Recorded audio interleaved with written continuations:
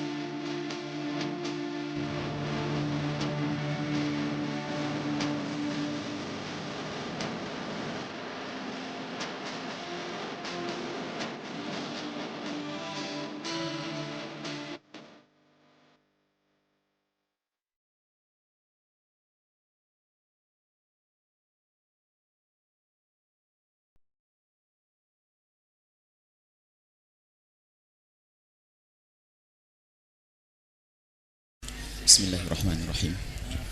Assalamualaikum warahmatullahi wabarakatuh. Waalaikumsalam warahmatullahi wabarakatuh. Alhamdulillah. Nahmaduhu subhanahu wa ta'ala hamdan yuwafi ni'amahu wa yukafiru mazidah. Ya Rabbana lakal hamdu kama yanbaghi li jalali wajhika wa adhimi sultanik. Subhanaka la nuhsi thana'an 'alaika anta kama athnayta 'ala nafsik walakal hamdu walakal syukru 'ala dhalik. Allahumma salli wa sallim ala habibina wa syafi'ina wa maulana sayyidina Muhammad Allahumma salli wa sallim alaihi wa ala alihi al-mutahharina wa ashabihi at-tayyibin wa tabi'ina lahum bi ihsanin ila yaumiddin. Allahumma ya Rabbana akrimna bi anwa'i ta'ati wa akrimna ya Rabbana bi tarkil ma'asi. Allahumma ya Rabbana iftah lana subulal khairati wa a'inna ya Rabbana ala husni al-mu'amalati bik wa husni mu'amalati bi habibik wa husni mu'amalati bi ibadik wa husni mu'amalat bi syari'atik innaka anta ala kulli syai'in qadir. Habib ilaina ya Rabbana ma ahabbahu habibuka sayyiduna Muhammad wahsurna yawmal qiyamati ma'a zumratihi wa tahta liwa'ihi. Allahumma ya Rabbana arzuqna taubata qabla al-maut wa syahadata inda al-maut wal jannata ba'da al-maut. Amma ba'du. Hadirin hadirat kaum muslimin dan muslimat, para pendengar dan para pemirsa dimanapun Anda berada, alhamdulillah di pagi hari ini kita bisa terus berkumpul di tempat ini, melanjutkan perjalanan kita menuju ridha Allah subhanahu wa ta'ala. Dan semoga kita terus dicatat, dimudahkan oleh Allah untuk menjadi ahli istiqomah hingga kelak di saat dicabut nyawa kita dalam keadaan Allah ridho kepada kita. Hadirin hadirat, para pendengar dan para pemirsa, seperti biasa di Ahad pagi ini kita membaca beberapa kitab hadis ya.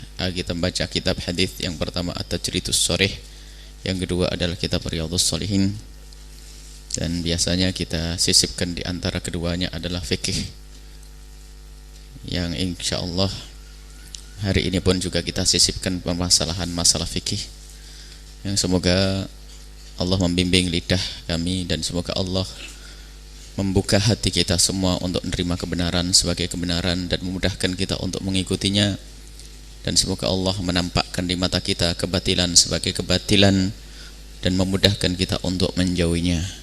Kepada para asatidz untuk memulai membacanya. Tafadhalu.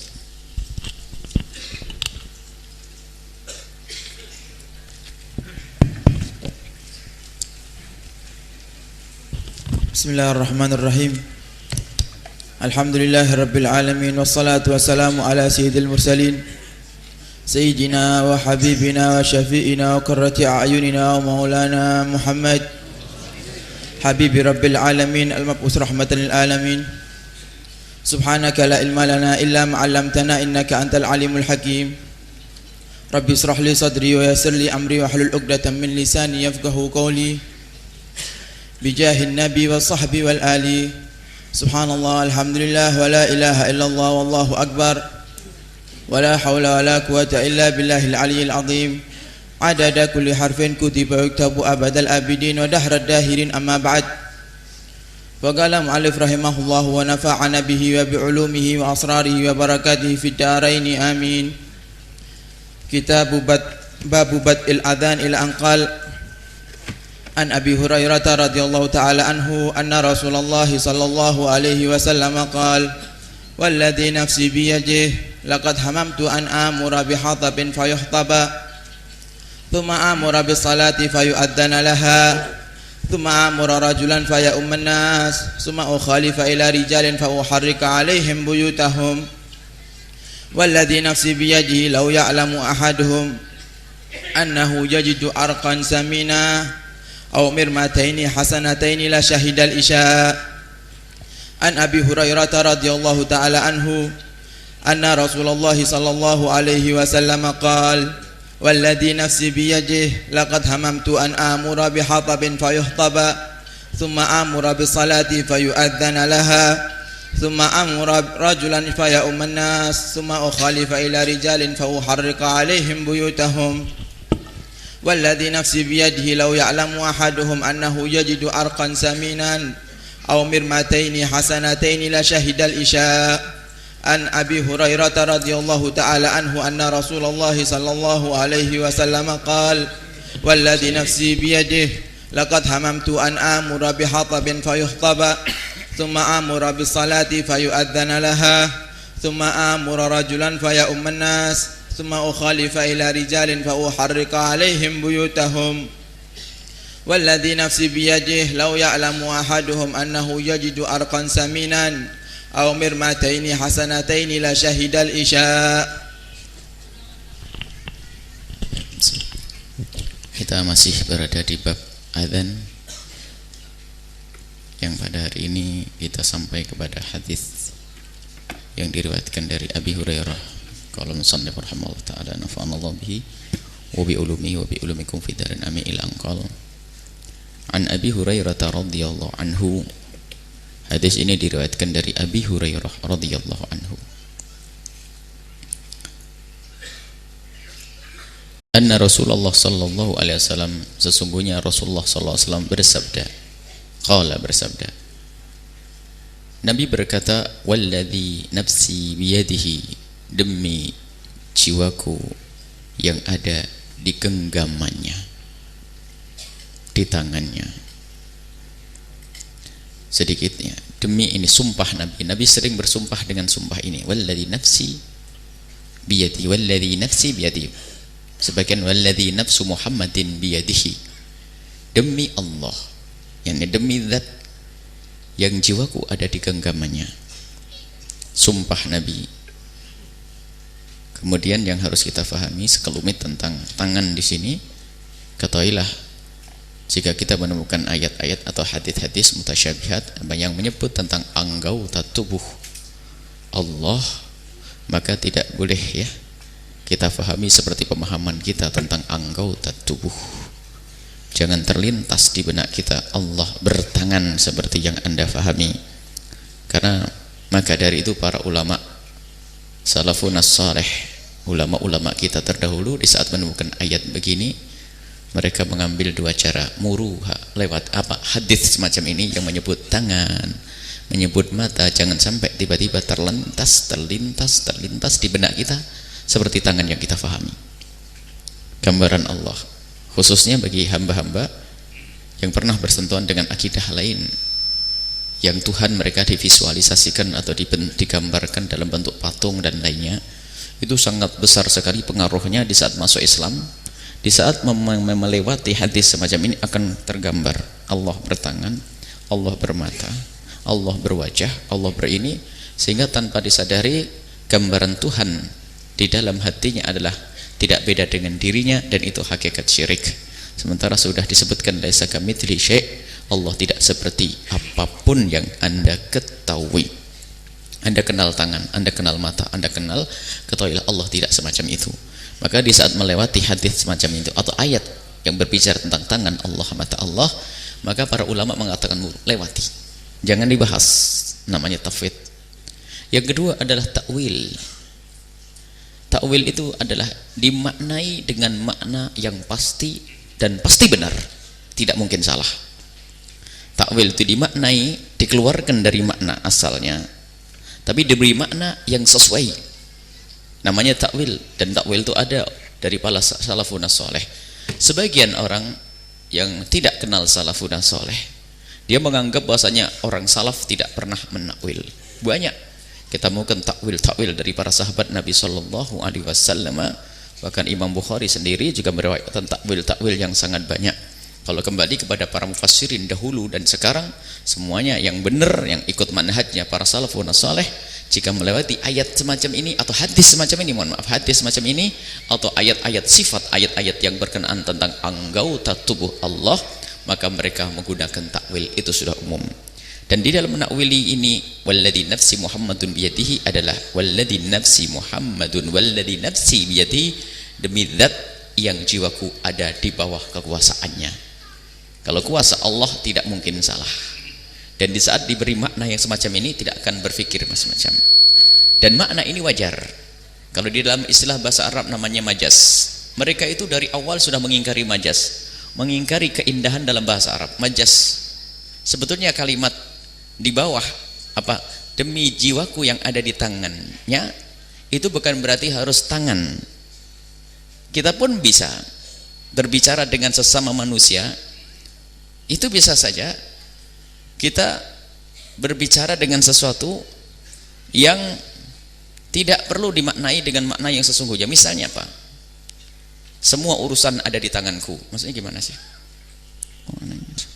Mana harus di tanganku? Oh, ntar tak cari, urusanmu ada di tanganku, begitu. Sebenarnya ada orang yang mengingkari majas, memang orang ya betul dikatakan mungkin ya sebagian orang mengatakan kurang pemahamannya tentang keindahan bahasa Arab. Jadi maksudnya di bawah kekuasaanku, maksudnya aku yang ngurusi semuanya. Orang ini misalnya kalau ada seorang penguasa, ini adalah di bawah semua di genggamanku. Maksudnya apa? Keputusan aku yang ini.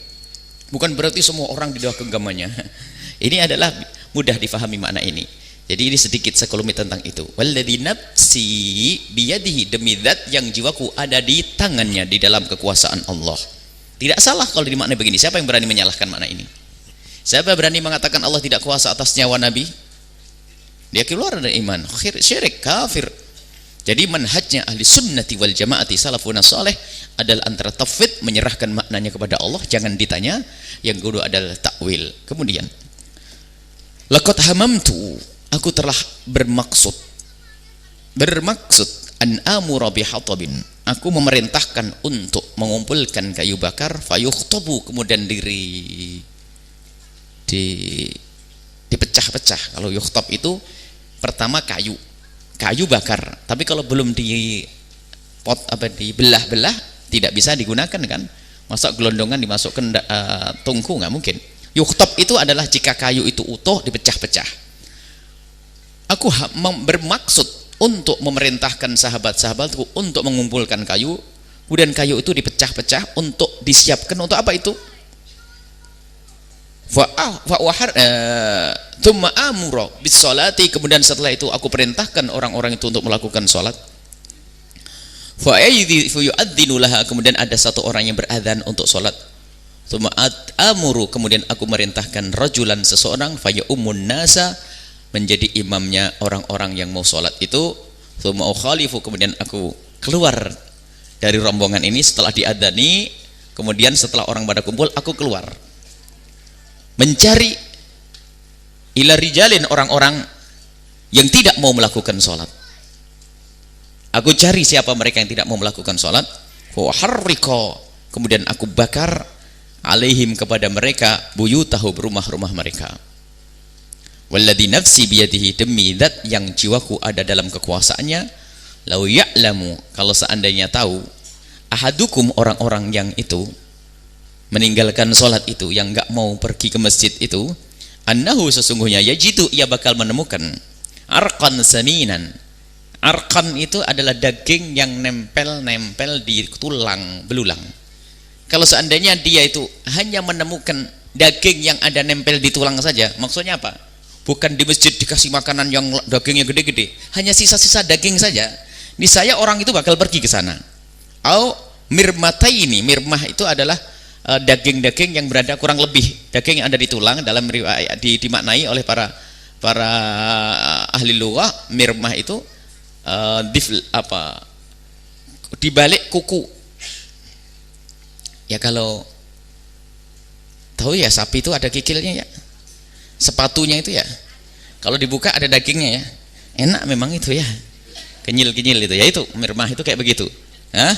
Yang hasanata ini yang bagus, la syahidal isya'a, niscaya mereka akan menyaksikan sholat isya. Hadis ini yang dipegang oleh imam besar Imam Ahmad bin Hambal untuk mengatakan bahwa sholat berjamaah itu hukumnya wajib menurut madhabnya. Mereka punya hujah masing-masing. Menurut Imam Ahmad bin Hambal, yang namanya sholat berjamaah, dan riwayat ada dari madhab Imam Syafi'i, dan Imam Haddad rahimahullahu ta'ala cenderung bersama Imam Ahmad dalam hal ini, sehingga beliau dalam buku-bukunya menyebutkan tentang himbauan-himbauan, bahkan hukuman-hukuman bagi orang yang meninggalkan sholat berjamaah. Kan tapi kita harus tahu bahwa di dalam madhab kita Imam Asy-Syafi'i radhiyallahu anhu ada dua pendapat. Yang pertama sunnah ay fardu kifayah, yang kedua adalah sunnah muakkadah. Ya, yang jumhur adalah mengatakan, Syafi'iyah mengatakan fardu kifayah, sebagian lagi mengatakan sunnah muakkadah. Baik, hadis ini diambil oleh sebagian ulama, yaitu Imam Ahmad bin Hambal, bahwasanya namanya sholat berjamaah hukumnya adalah wajib aini, wajib untuk orang per orang, dan cuman menurut Imam Ahmad bin Hambal wajib bukan syarat. Artinya jika ada orang sholat tidak berjamaah tetap sah, sebab wajibnya bukan wajib yang menjadi syarat sahnya sholat, tapi tetap sah, hanya saja dia berdosa. Kecuali yang dinukil oleh Imam Ad-Dhahiri, Imam Daud Dhahiri mengatakan wajib dan sekaligus syarat sahnya sholat. Kalau ada orang sholat sendiri maka tidak sah sholatnya. Ini menurut madhab Imam Malik dan Imam Abu Hanifah radhiyallahu anhu, dan juga pendapat di dalam madhab Imam Syafi'i yang cukup kuat adalah yang namanya sholat berjamaah adalah sunnah yang dikukuhkan. Sunnah yang dikukuhkan. Adapun menurut madhab Imam Syafi'i yang lain adalah fardu kifayah. Baik, menurut yang madhab Imam Ahmad yang mengatakan bahwasanya sholat berjamaah adalah dalilnya kuat, hadis sahih yang diriwayatkan oleh Imam Bukhari ini. Aku berkehendak, aku bermaksud untuk sampai aku laqad hamamtu, sungguh aku sudah berkeinginan, aku ingin mengumpulkan kayu bakar, disiapkan, kemudian aku datang ke tempatnya orang-orang di luar itu, tak oprak-oprak, yang nggak mau sholat tak bakar rumahnya. Nah, ini adalah dari ini difahami oleh para Imam Ahmad bin Hambal dan para ulama yang mewajibkan maka bahwa keinginan Nabi untuk membakar karena adalah wajib, atau difahami bahwasanya keinginan Nabi Muhammad membakar itu menunjukkan bahwasanya perintah ini atau sholat ini adalah bukan main-main. Sebab tidak sampai Nabi Muhammad akan membakar kecuali karena pelanggaran. Sebab yang namanya membakar itu akan memusnahkan harta dan sebagainya. Kalau Nabi ingin membakar berarti hukumnya adalah wajib. Ini yang difahami oleh madhab Imam Ahmad bin Hambal. Ini orang besar, ulama besar. Ya begitulah namanya perbedaan pendapat. Tapi dalam madhab kita Imam Asy-Syafi'i radhiyallahu anhu, atau madhab Imam Abu Hanifah atau Imam Malik yang mengatakan ini sunnah, di sini adalah hammamtu. Nabi Muhammad itu memberikan ancaman saja, dan tidak pernah terbukti Nabi Muhammad membakarnya. Padahal juga ada waktu itu orang yang meninggalkan sholat berjamaah. Hanya Nabi Muhammad itu mengancam orang-orang munafik yang masih terus seperti itu, karena hadis yang terakhir disebutkan, lau ya'lamu ahaduhum, kalau mereka tahu tuh orang yang malas sholat itu, tiba-tiba ada kabar di masjid ada makanan loh ya, ini ada makanan, niscaya mereka akan melakukan sholat isya. Jadi ini kalau seandainya mereka tahu bahwasanya bakal mendapatkan daging yang hanya nempel di kulit, di tulang, daging yang sangat remeh, bukan daging yang gede, niscaya mereka itu akan datang ke masjid untuk melakukan sholat bersama kaum muslimin. Nah, ini ulama madhab Imam Malik dan Imam Abu Hanifah dan Imam Syafi'i radhiyallahu anhu mengatakan bahwasanya ini ancaman ini bagi orang yang itu loh, yang malas-malasan itu, yang biasa tidak pernah melakukan sholat. Kemudian madhab Imam Asy-Syafi'i yang mengatakan sunnah dikukuhkan, kemudian madhab Imam Abu Hanifah dan Imam Malik mereka pakai hujah hadis sahih juga diriwayatkan oleh para a'immah, termasuk Bukhari, Muslim meriwayatkan tentang sholatul jamaati afdalu ala sholatil fadhi bi sab'in wa isrina darajatan. Sholat berjamaah itu lebih bagus daripada sholat sendiri dengan 27 derajat, 27 tingkat. Artinya apa? Di saat sholat berjamaah itu dibanding dengan ini hanya masalah perbandingan saja. Sholat sendiri berarti sah di sini, sebab untuk menjadi dengan berjamaah diberi 27 derajat. Jadi perbandingan ini perbandingan 1 dengan 7, bukan perbandingan halal dengan haram. Maka ini dipahami oleh para ulama madhab Imam Malik, Abu Hanifah, Imam Syafi'i bahwasanya ini menunjukkan bahwa keutamaan sholat berjamaah luar biasa, dan 27 dengan 1 ini bukan sesuatu yang haram, dan 27 ini bukan adalah sesuatu yang mulia, tetap semuanya mulia, hanya bahwasanya kalau sholat sendiri dapat 1, kalau sholat berjamaah dapat 27. Jadi perbandingan di sini adalah perbandingan yang baik dengan yang lebih baik, bukan perbandingan antara sesuatu yang baik dan yang batil. Maka ini diantaranya hujjah ulama madhab Imam Syafi'i radhiyallahu anhu, dan yang mengatakan sholat berjamaah adalah sunnah yang dikukuhkan, dan juga madhab Imam Abu Hanifah dan Imam Malik yang mengatakan bahwasanya sholat berjamaah adalah sunnah. Itu hujjahnya. Dan masih banyak riwayat-riwayat yang lainnya. Yang jelas para ulama mereka tidak main-main. Mereka tidak main-main. Yang mengatakan tidak wajib, mereka tahu bahwasanya kalau sudah dikatakan wajib tentu akan menjadi beban bagi kaum muslimin. Bagi yang mengatakan wajib, Imam Ahmad bin Hanbal karena memahami hadis ini, karena pentingnya untuk kaum muslimin. Jadi khilaf di antara ulama. Maka sebagian yang mengatakan wajib, Anda dengar, dan bagus kalau Anda ngikut pendapat ini. Ikut dari urusan sholat berjamaah, saya ikut madhab Imam Ahmad bin Hanbal. Bagus tuh, ikut saja, biar kita rajin berjamaah dan sebagainya. Akan tapi di saat kita menyaksikan orang kok belum berjamaah, tentu kita harus paham bahwasanya di situ ada pendapat lain, yaitu pendapatnya Imam Malik, Imam Abu Hanifah, dan juga pendapat di dalam madhab kita Imam Asy-Syafi'i radhiyallahu anhu. Baik, kemudian setelah itu apa? Di saat kita mengikuti pendapat yang mengatakan bahwa sholat berjamaah adalah sunnah yang dikukuhkan atau fardu kifayah dalam madhab Syafi'i, anggap saja sunnah yang dikukuhkan, bukan berarti kita itu lalu mengentengkan. Sebab yang mengentengkan itu tidak tahu tentang pahala dari Allah. Yang kenal Allah, yang tahu pahala dari Allah, biarpun itu sunnah, tentu mereka tidak akan membiarkan sholat berlalu begitu saja tanpa mereka lakukan dengan berjamaah. Karena 1 dibanding 27, Masya Allah, keutamaan di situ. Kemudian kemudian lebih dari itu, kalau kita ikut madhab Imam Ahmad bin Hanbal, pahalanya lebih gede karena menjadi wajib. Intinya jangan sampai gara-gara kita faham bahwasanya di dalam madhab kita yang madhab Imam Syafi'i yang namanya sholat jamaah adalah sunnah, kemudian kita enteng melakukan sholat jamaah lah kalau mau. Oh, tidak, kita harus bersemangat. Karena apa? Kenal Allah bahwasanya ini pahalanya besar, 27, dan Nabi Muhammad menginginkan seperti itu, dihimbau oleh Nabi Muhammad sallallahu alaihi wasallam dalam banyak riwayat. Maka jangan sampai setelah kita mendengar sholat berjamaah adalah sunnah, kemudian yang rajin berjamaah, sunnah aja ngapain, saya kemarin sholat berjamaah karena saya dengar dari ustadz katanya wajib, sekarang karena sunnah ya saya entengin. Wah, tidak paham keutamaan, tidak paham kemuliaan. Maka Imam Haddad rahimahullah ta'ala cenderung bahasanya mengikuti madhabnya Imam Ahmad bin Hanbal karena begitu pentingnya sholat berjamaah. Kemudian dengan sholat berjamaah itu mudah diterima oleh Allah. Kalau sholat sendiri, Masya Allah, kalau sholat berjamaah itu borongan. Saat rombongan ini diterima oleh Allah, diangkat semua. Yang enggak khusyuk dia jadi diterima oleh Allah. Kalau sholat sendiri, Masya Allah ya, godaannya banyak. Jadi berbahaya untuk sholat berjamaah, khususnya bagi kaum pria, sebisa mungkin dilakukan di masjid ya, sebisa mungkin. Artinya berusaha Allah membuat peningkatan kita melakukan sholat berjamaah. Ini baik, ini adalah hadis yang kita baca dari Imam Bukhari rahimahullah ta'ala. hadis yang ada di dalam kitab inilah yang banyak digunakan hujjah untuk oleh yang digunakan oleh madhab Imam Ahmad bin Hanbal. Satu lagi ya Ustadz, kebetulan ini ada sangkut pautnya dengan sebelumnya.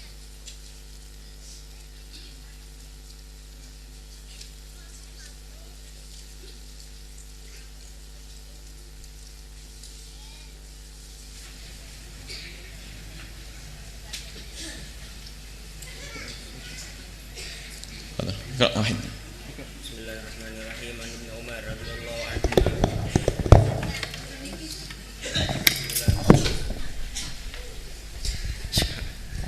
Bismillahirrahmanirrahim. Wa bi ilaihi qala an Ibnu Umar radhiyallahu anhuma anna Rasulullah sallallahu alaihi wasallam qala salatul jama'ati tafdulu salatal fadhi bi 27 darajah. عن ابن عمر رضي الله عنهما أن رسول الله صلى الله عليه وسلم قال صلاة الجماعة تفضل صلاة الفذ ب27 درجة. عن ابن عمر رضي الله عنهما أن رسول الله صلى الله عليه وسلم قال صلاة الجماعة تفضل صلاة الفذ ب27 درجة. Diriwayatkan dari Sayyidina Abdullah ibn Umar radhiyallahu anhuma bahwasanya anna Rasulullah sallallahu alaihi wasallam, bahwasanya Rasulullah sallallahu alaihi wasallam qala berkata, salatul jamaati, salat berjamaah, tafdulu melebihi salatal fadhi dari salat sendirian di 27 derajatan dengan 27 derajat.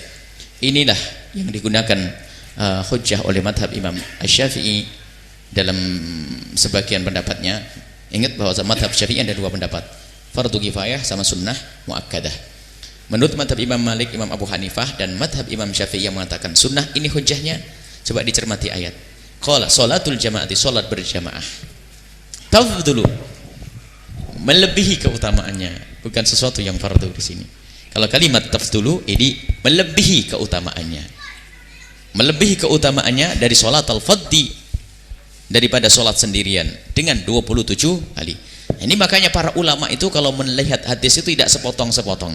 Dilihat hadis lain, tadi hadis yang pertama begitu bunyinya, tapi hadis yang kedua begini bunyinya, nanti ketemu hadis yang lain begitu, akhirnya dikumpulkan, kemudian setelah mengumpulkan hadis ditinjau dari kesohehan tidaknya, setelah yakin semuanya soheh, kemudian dipadukan dari dua hadis tersebut atau 3 atau 4 hadis, sehingga muncullah fatwa ulama-ulama besar, para madhab. Imam Ahmad ala haq, benar beliau dengan fatwanya. Imam Malik benar dengan fatwanya, Imam Abu Hanifah benar dengan fatwanya. Sudahlah, pokoknya baik menurut Imam Ahmad yang mengatakan wajib, atau madhab Imam Malik, Abu Hanifah yang mengatakan sunnah, dan madhab Imam Syafi'i fardu kifayah dan sunnah, ketahuilah yang jelas melakukan sholat berjamaah adalah sangat mulia, tinggal mau atau tidak kita. Jangan ribut kita dengan pembahasannya, sholat berjamaah pun tidak. Ini ribut antara wajib dengan sunnah, wajib dengan sunnah, wajib dengan sunnah. Baik, jamaah enggak sampean? Ikut. Jadi jelas wajib dengan sunnah, sudahlah. Anggap saja tidak wajib sunnah. Sunnah itu apa sih? Menjadikan Allah ridho kepada kita, menjadikan Allah nih. Baik, ini saja insyaallah. Kemudian kita langsung saja kepada kitab Riyadhus Shalihin yang kebetulan babnya adalah sedikit masalah khamr, jadi fikihnya kita masukkan fikih khamr saja, fikih minuman keras. Bismillahirrahmanirrahim. Qala musannif rahimallahu taala, nafa'anallahu bi wa bi ulumihi wa bi ulumikum fid dari amin ila anqal. Kita sudah sampai kepada hadis terakhir dari bab satrul aurat, menutup aibnya kaum muslimin.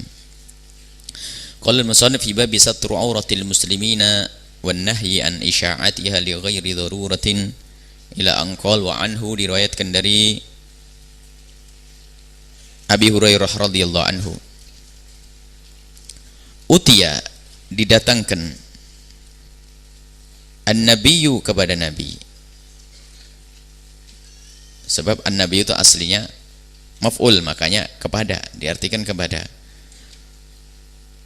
Mabni majhul, tempatnya aslinya maf'ul. Utiya, didatangkan, an-nabiyyu kepada Nabi sallallahu alaihi wasallam, birajulin, seorang laki-laki. Didatangkan kepada Nabi seorang laki-laki, qad syariba khamran, telah meminum minuman keras. Syariba khamran, qala, Nabi Muhammad bersabda, idribuh, pukul dia, dihukum. Dan yang sudah dihukum di dunia tidak dihukum oleh Allah di akhirat. Qala Abu Hurairah, berkata Abu Hurairah, faminna, ada di antara kami adh-dharibu biyadi, yang mukul dengan tangannya, plok. Wadh-dharibu bina'li, ada yang pakai sandalnya. Wadh-dharibu bithabihi, ada yang sabet dengan bajunya.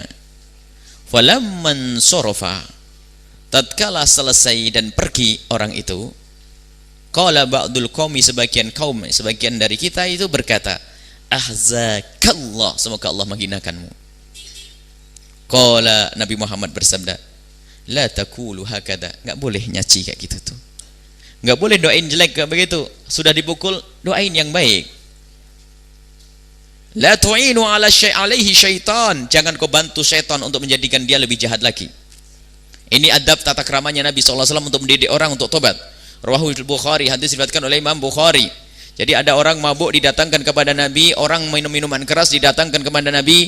Kemudian setelah itu Nabi SAW menyuruh pukul dia. Setelah mereka memukuli, kemudian orang itu pergi. Orang yang ada bersama Nabi itu kok menghinakan, ahzakallah, semoga menghinakan kau wahai pemabuk. Nabi marah. Nabi tidak senang dengan cara semacam itu. Kalau engkau hinakan seperti itu, engkau menolong setan untuk menjauhkan dia dari Allah. Pertama apa? Dia akan putus asa, merasa terkucilkan sehingga tidak mau berkumpul denganmu. Ayo, karena kau hinakan dia, sehingga dia akan berkumpul dengan kawan-kawannya, semakin senang mereka mabuk. Satu. Yang kedua, itu kan doa jelek. Doamu itu doa jelek. Kalau dikabul oleh Allah berarti semakin jelek. Kenapa Anda enggak kau doakan hadakallah? Semoga Allah memberikan petunjuk kepadamu daripada kau ucapkan ahzakallah. Ini termasuk pendidikan dari Nabi sallallahu alaihi wasallam. Di dalam kita itu menghadapi orang yang melakukan kemaksiatan, awas jangan dihinakan dia.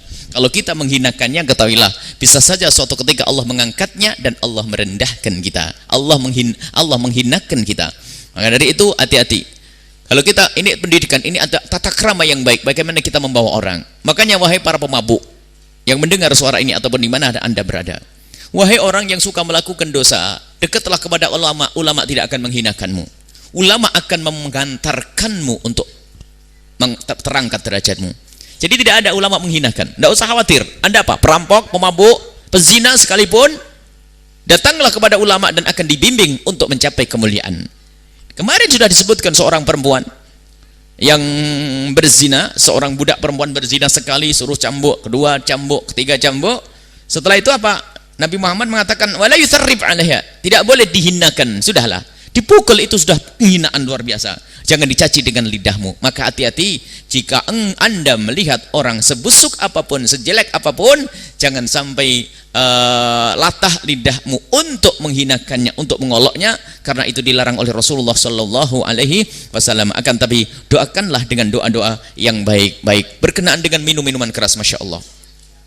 Berkenaan dengan minuman keras, hadis diriwayatkan oleh Imam Bukhari rahimahullah taala. Hukumannya besar. Hukumannya adalah luar biasa, berat di hadapan Allah Subhanahu wa taala. Hati-hati dengan minuman keras. Dan mutlak haram, tidak ada tawar-menawar masalah minuman keras. Dalam hadis Nabi sallallahu alaihi wasallam banyak diriwayatkan tentang hukuman-hukuman yang semacam ini. Di antaranya hukuman bahasanya dia tidak akan masuk surga Allah. La yadkhulul jannata, tidak akan masuk surga. Akun, hadis diriwayatkan oleh Imam Nasa'i, orang yang durhaka kepada orang tua. Wala mudmin khamrin, dan orang yang hobi minum minuman keras. Minum minuman keras, Masya Allah, ngeri. Yang minum minuman, kullu muskirun khamrun wa kullu khamrin haram.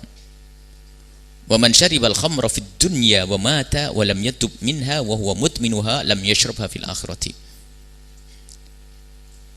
Semua yang memabukkan itu haram, dan semua yang memabukkan itu khamr, apapun namanya, nggak penting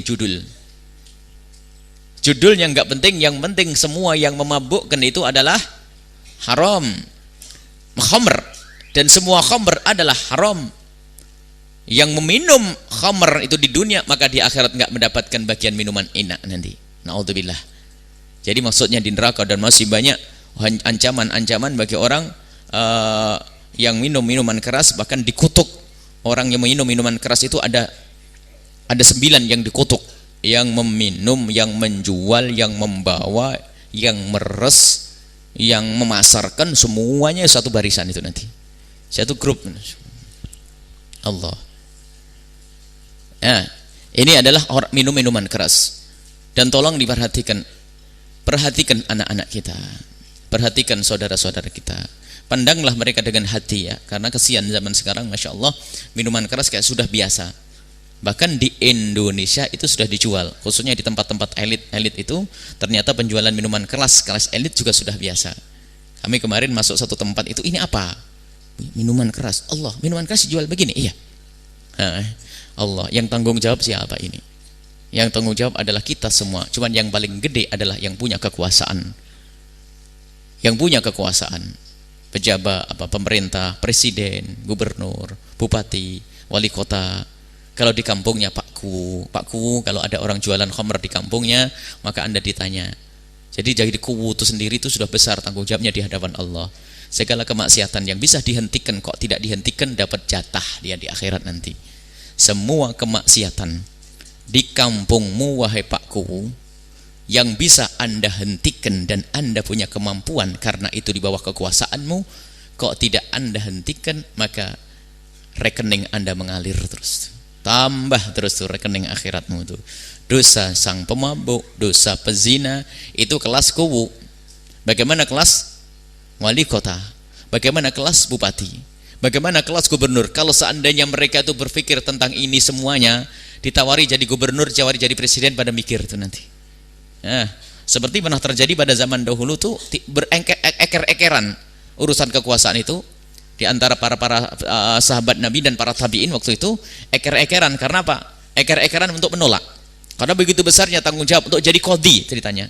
Untuk jadi qadhi itu eker-ekeran. Karena begitu besarnya tanggung jawabnya di hadapan Allah Subhanahu wa taala.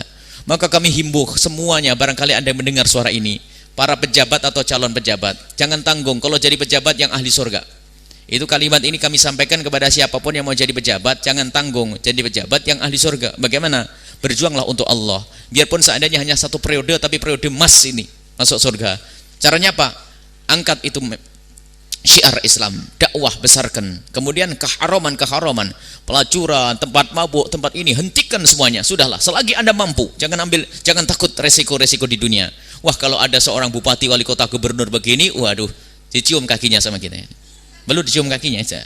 Tapi kalau tidak begitu, subhanallah, musibah. Ya kita doakan, musibah, kasihan mereka mengemban jabatan semacam itu. Dan lebih berat lagi adalah para ulama. Jika para ulama duduk dengan pejabat tidak memberi nasihat, maka dia pun juga sama mendapatkan yang. Makanya kami mohon maaf kalau ada pejabat atau calon pejabat duduk dengan saya, itu sok saya nasihati. Maksudnya bukan saya pengen apa, biar saya selamat dulu lah, gitu aja. Ya, kalau ada calon pejabat atau pejabat, ya saya biasa pesan hati-hati dengan ini. Tolonglah kalau jadi pejabat sekali tok enggak apa-apa, yang penting masuk surga setelah itu. Ya nih, jangan ini kemungkaran tolong dihentikan. Subhanallah, kalau ternyata omongan kami didengar, kemudian kok beliau itu bergerak, Masya Allah, itu wali yang pakai dasi itu namanya. Dia waliullah pakai dasi dan saya pun selamat. Dan kalau seandainya mereka nggak mau dengar, tapi kan saya sudah menyampaikan ya, saya selamat ya. Makanya ulama itu memang kalau duduk sama pejabat itu tugasnya ngingetkan, bukan minta sumbangan itu loh. Itu memang betul kata Bang Ghazali, kalau sudah dudukmu dengan pejabat itu minta sumbangan, itu menjadikan lemah lidahmu, nggak bisa ngomong halom, bukan haram lagi, nggak boleh nah boleh nggak, jadi nggak fasih omongannya jadinya. Makanya kalau sudah makan duit yang diberikan, nah, makanya kami himbau, ini ada calon kubu, ada calon bupati, calon wali kota, calon gubernur, jadi jangan ngasih duit. Tidak saya terima nanti ya. Kenapa? Nanti saya nggak bisa ngomong haram lagi ya. Halal nanti ya. Jadi ini semua pendidikan yang diberikan oleh Imam Ghazali rahimahullahu ta'ala. Jadi duduknya para ulama itu penting dengan para umara, sehingga disebutkan dua orang ini kalau benar-benar dunia ini, pemimpin sama ulama. Kalau pemimpinnya benar, pemimpinnya dekat kepada ulama, luar biasa. Subhanallah. Ulama dekat sama pemimpin karena untuk meluruskan pemimpin Allah. Sehingga doanya Imam Hasan Basri rahimahullah ta'ala, apa itu? Doanya Imam Hasan Basri sungguh luar biasa indah. Beliau berkata bahwa kalau seandainya aku mempunyai doa yang dikabul oleh Allah, niscaya yang saya doakan adalah pemimpinku itu. Kalau pemimpinnya benar, Allah. Majelis makmur, pendidikan agama makmur, kemaksiatan berhenti. Dan itu surganya para pejabat. Jadi kalau pejabat itu surganya sebetulnya banyak. Yang kiai pun susah masuk. Misalnya berkenaan dengan izin-izin kemungkaran ya. Tinggal ditutup saja itu, Masya Allah. Cuman tidak semua pejabat senang surga kelihatannya. Ini masalah. Jadi kita doakan semoga pejabat-pejabat kita senang surga.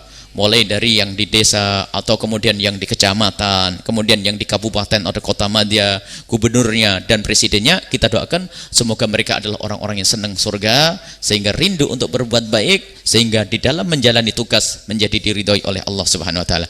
Nah, berkenaan dengan khamr ini ada sangkut pautnya dengan itu, kekuasaan. Tidak cukup ulama teriak hanya menyentuh hati yang sadar-sadar.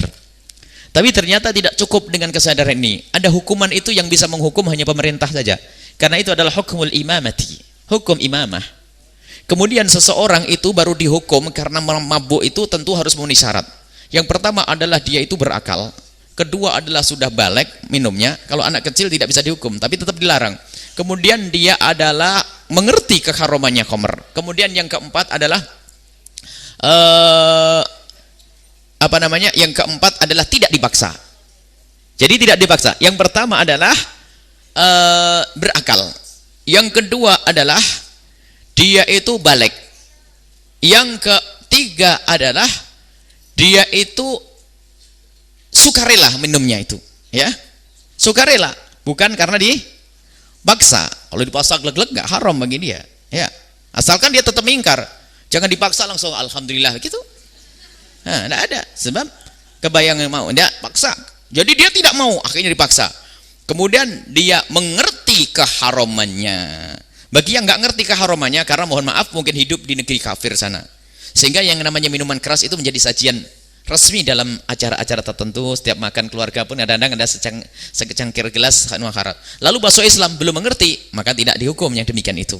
Baru nanti setelah ngerti hukumnya, baru setelah itu kita tegakkan hukum untuknya. Dan yang bisa menghukum adalah para pemerintah saja. Kalau orang-orang pribadi tidak bisa, karena nanti menjadikan kerancuan. Dan baru bisa dihukum kalau dia mengaku satu, atau ditemukan dengan dua saksi. Laki-laki dua melihat dia mabuk waktu negak begini, kemudian ditangkap oleh dua orang. Saya menyaksikan, kami berdua menyaksikan bahwasanya si A telah minum minuman keras, maka boleh ditegakkan hukum. Hukumannya adalah menurut madhab kita Imam Asy-Syafi'i radhiyallahu anhu dicambuk 40 kali, dan itu yang ada pada zaman Nabi dan sahabat-sahabat Nabi SAW. Kemudian sebagian sahabat Nabi menambahkan menjadi 80 diantaranya. Karena waktu itu zamannya zaman rusak, ternyata kok banyak sekali yang minum minuman keras, sehingga digabungkan antara hukum had 40 ditambah hukum takzir kelebihannya selebihnya. Hadnya adalah batasnya adalah 40. Sehingga menurut madhab Imam Malik, Abu Hanifah radhiyallahu anhu, hukuman bagi mereka yang mabuk itu dicambuk 80 kali. Tapi menurut madhab kita Imam Syafi'i 40 kali. Kalau ditambah boleh, tambahannya namanya takzir, mungkin bandelnya kelebihan.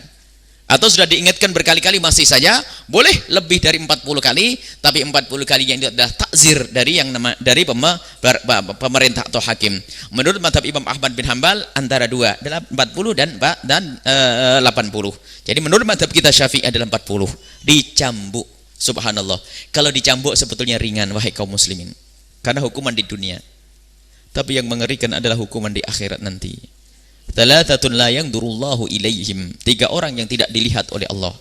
Wala yadkhulunal jannata, dan tidak masuk surga. Di antara apa disebutkan mudminul khamri, orang yang minum minuman keras. Subhanallah. Sungguh ini sangat mengerikan, minum minuman keras. Semoga Allah menjauhkan dari hal-hal yang semacam itu, mengerikan. Mari kita didik anak-anak kita untuk rasa takut dulu kepada minuman keras. Kemudian pergaulan tolong diperhatikan, kadang namanya minuman keras itu karena pergaulan. Karena kebawa kepada istilah demi sahabat, cos yuk kita akhir tahun, ini tahun baru, ulang tahun, kita perpisahan kapan lagi coy, kalau kita tidak sekarang. Coy itu apa sih?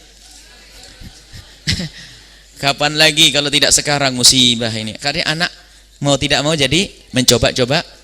Bahkan yang lebih ngeri lagi, wahai kaum muslimin, ada beberapa anak sengaja dipegang oleh sahabatnya lalu dikasih obat itu, sehingga mereka kecanduan. Hati-hati. Makanya ibu itu kalau punya anak ditaruh di mana? itu harus tahu pergi dengan siapa. Keras. Dan alhamdulillah ya, itu adalah memang nikmat, Bu. Wahai para anak-anak muda, kalau punya ibu keras itu nikmatnya. Kami itu punya umi termasuk seperti itu. Jadi keluar mana ini, mau kemana, dengan siapa, itu kita kontrol itu. Ya, jadi terima kasih banget kalau kita punya umi keras begitu, ketat begitu. Kalau tidak kan masya Allah ya, apalagi kalau orang bapak adik-adik yang pandai bergaul itu, wah bisa temannya banyak macam-macam itu nanti, mudah ke bawah. Sehingga kalau sudah pergaulan itu unik, kayak orang gila lihat. Ya semoga Allah memberikan kesadaran. Mulai dari potongan rambutnya itu nggak ada yang aneh-aneh, potongan rambut, dandanannya. Coba kadang-kadang kalau kita lewat dia astagfirullahaladzim, ya Allah, bapak ibunya di mana? Memangnya banyak bapaknya bisa senyum lihat anaknya begitu. Itu diingatkan bapaknya bisa, rambutnya macam-macam itu. Kalau ada misalnya konser di mana, ada grup begitu. Ajib, unik semuanya, itu anak manusia semuanya itu. Cuman dia begitulah karena bapaknya itu teledor. Bapaknya dari awal tidak mengenalkan yang baik. Sudah kada giliran brutal datang ke kiai, "Buya, saya mau nitipkan anak saya." "Kiai, saya nitipkan anak." Sudah bandel baru nitipkan ke pondok. Memangnya pondok tempat pembuangan, kan begitu ya? Dididik dari awal, dikenakan tempat yang mulia, tempat yang baik. Kalau masih anak kecil nggak protes dia. Kadang-kadang orang tua ini bawa ke tempat yang baik, kalau sudah lepas SMA bandel, brutal, kurang ajar baru. Jadi dilatih dari kecil, dari bayi dibawa ke tempat yang mulia, SD, SMP, SMA, nggak akan bergaul di tempat yang jelek nanti. Dan itu adalah ibadah yang sungguh luar biasa. Anda membawa, kalau naik angkot 2000 plus satu anak 2000-nya lagi adalah sedekah yang bakal dicatat oleh malaikat, dilaporkan kepada Allah sebagai amal baik yang diterima oleh Allah Subhanahu wa taala. Jadi tolong diperhatikan pendidikan anak-anak kita semuanya. Minuman keras itu karena pergaulan. Hampir tidak ada ibu yang menyuruh anaknya minuman keras. Hampir tidak ada bapak menyuruh anaknya minuman keras. Tidak. Akan tapi karena lingkungan. Lah, baru ada seorang bapak menyuruh anaknya minum keras atau menyuruh istrinya minum keras. Karena apa? Karena lingkungan. Ada menghadap kepada kami di lingkungan yang minuman keras sudah biasa, Buya. Jadi seorang suami itu yang membelikan minuman keras adalah istrinya. Kadang-kadang nyuruh anaknya beli minuman keras. Itu sudah biasa, naudzubillah. Berarti itu daftar menjadi neraka semua. Ada dan tidak jauh dari Cirebon. Itu ada hal-hal kayak begitu, subhanallah kan. Begitu. Iya, Buya. Jadi kalau nyuruh anak-anak belikan ini sudah biasa begitu. Jadi ngeliat bapaknya teler di rumah itu sudah biasa. Kalau ngeliat bapaknya teler sudah biasa, anaknya bakar teler semuanya. Masya Allah. Pernah suatu ketika pernah di bulan Ramadan anak-anak muda yang minum minuman keras barangkali tidak punya duit dan sebagainya, pakai aplosan tuh yang sampai mati 20 orang di bulan Ramadan. Allah. Itu tidak hari itu minuman keras dari sebelumnya. Di daerah mana itu waktu itu? Indramayu ya. Semoga Allah menjaga orang Indramayu. Yang hadir khususnya warga Indramayu yang datang ke sini insya Allah ahli surga semuanya ini. Kalau kita sebut yang seperti itu bukan berarti Anda jelek seperti mereka, Anda. Ini cerita anak-anak kecil yang waktu itu minum 20 orang atau 25 orang mabuk minum aplosan mati bareng semuanya. Allah, 20 orang di bulan Ramadan sudah tidak puasa, minum minuman keras dan mungkin ada tambahan yang lainnya, naudzubillah. Baik. Ini apa? Kejadian semacam ini. Karena apa? Itu lingkungannya. Sehingga itu hebat-hebat. Kalau belum bisa minum aplosan belum hebat kamu. Jawab orang bodoh, orang gila begitu tuh. Tidak cerdas itu. Kalau orang cerdas nggak mau yang membahayakan. Memang dasarnya pemikiran lemah tuh semacam itu. Jadi kalau sudah dibombong, kalau diangkat-angkat, ayo minum, tambah lagi. Bukan laki-laki lo. Bencong. Kan gitu katanya. Katanya bencong. Wah, nggak minum. Akhirnya minum, glek. Bodoh. Hanya disanjung begitu saja minumnya. Dan ini lingkungan, pergaulan. Dan ada kasus-kasus semacam ini. Semoga kita dijaga oleh Allah dan anak-anak kita dijaga oleh Allah Subhanahu wa taala. Jangan sampai ada yang minum minuman keras. Nah, itu yang ketahuan di lapak yang itu. Yang mati, yang enggak mati itu yang dipermasalahkan. Yang mati kan selesai ceritanya. Enggak bakal mempengaruhi yang lain kan? Ada orang mati setelah itu mempengaruhi kamu harus minum khamr, enggak ada. Yang hidup ini loh yang berkeliaran di sana sini yang harus kita perhatikan. Wahai para pemimpin, tolong perhatikan masalah ini. Minum minuman keras, subhanallah. Sekarang ada geng-geng motor yang mabuk, ini mabuk dan sebagainya, masya Allah. Kita cintai mereka yuk. Kita pandang mereka dengan hati. Kita doakan semoga anak-anak muda yang mabuk-mabuk diberi kesadaran oleh Allah, dirindukan ke tempat yang mulia. Para orang tuanya pun sadar dan memberikan segera menolong anak-anak mereka. Termasuk meningkat kepada sesuatu yang lainnya, sabu-sabu atau yang lainnya, itu juga sama hukumnya. Semakin besar bahayanya, tentu semakin besar keharamannya. Dan semua itu lagi-lagi karena pergaulan. Dan tidak lepas yang namanya pondok pesantren. Pernah kita menemukan beberapa pondok disusupkan oleh orang-orang yang semacam itu. Dan kita pun menemukan waktu itu ada, rupanya memang ada sengaja masuk pesantren, diam-diam mereka memberikan itu. Subhanallah.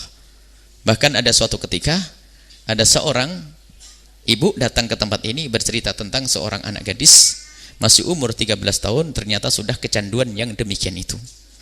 Nah, kalau sudah kecanduan obat, tentu yang namanya zina dan lainnya sudah tidak berat baginya untuk dilakukan. Ternyata di dalam pesantren, tidak di dalam pesantren, dan ketahuilah bukan kiainya yang salah. Begitulah yang namanya kejahatan ini. Di pesantren saja masih bisa kebobolan, bagaimana di luar pesantren? Maka dari itu kami himbau kepada bapak ibu untuk perhatian betul dengan anak-anak. Dengan siapa bergaul, dengan siapa berteman, dan teman yang paling baik adalah Anda semuanya. Jadi Anda sisihkan waktu yang banyak untuk bersama anak-anak, ngaji bersama, kumpul bersama, ngobrol bersama, keindahan dalam rumah ya. Jangan ibu ngaji sendiri, pengen masuk surga sendiri, anaknya masuk neraka nggak apa-apa, begitu. Nah, ini bawa ngaji anak-anaknya. Perhatikan. Kalau pengen memberi hadiah bukan di saat mereka jago menang dalam urusan catur, nanti nak kasih hadiah nak. Kalau mau ngaji nak, nanti saya belikan apa. Itu ya. Ngaji nak, kalau perlu tak kasih duit nak. Uang sakumu diambil di pesantren. Jadi kamu boleh ngambil uang saku nanti habis pengajian. Oh, baru hebat begitu. Ini, mas saya pengen punya duit untuk besok sekolah mau uang saku, nggak ada di pondok, di rumah nggak ada uang saku. Uang sakunya nanti di pengajian sana. Kok iya begitu pokoknya. Biar duitnya jadi berkah nanti ya. Dibimbing dia, akhirnya pergi ke majelis. Pokoknya upayakan bagaimana anak kita bisa kenal tempat yang mulia agar mereka selamat. Subhanallah, minum minuman keras. Wallahu a'lam bishawab.